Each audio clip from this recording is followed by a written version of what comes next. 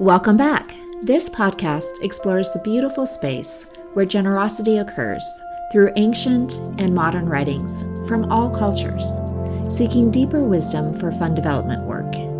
Each week, we reflect on a quote and coaching questions to ground you for the week ahead. Subscribe today. Donors can be motivated from so many emotions to give. One of those emotions can be guilt or shame. Let's look to an ancient writer to reflect on how to transform that emotion. This week, I'm reading a quote from John Chrysostom from 400 A.D.s. The quote begins, "Helping a person in need is good in itself, but the degree of goodness is largely affected by the attitude with which it is done. If you show resentment because you're helping the person out of a reluctant sense of duty, then the person may receive your help, but may feel awkward and embarrassed. This is because they feel beholden to you. If, on the other hand, you help the person with a spirit of joy, then the help will be received joyfully. The person will feel neither demeaned nor humiliated by your help, but rather will feel glad to have caused you pleasure by receiving your help.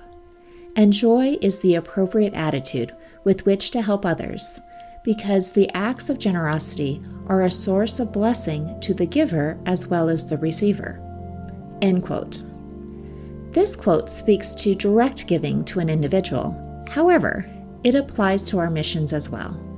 For many, there is some aspect of our missions that can provoke a sense of guilt or shame for why the donor chooses to give.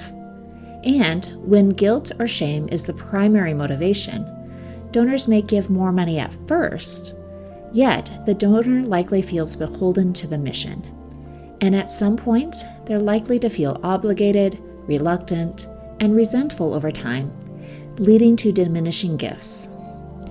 Guilt and shame giving does not come from that beautiful space of generosity.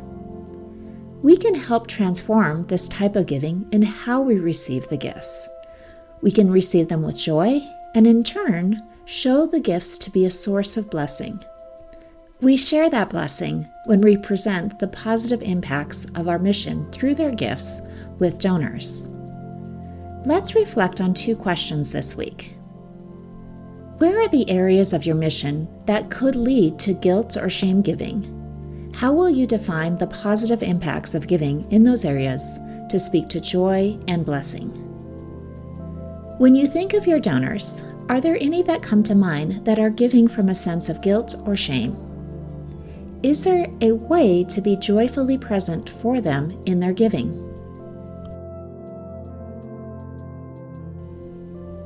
To explore fundraising coaching, visit servingnonprofits.com. I will see you next week.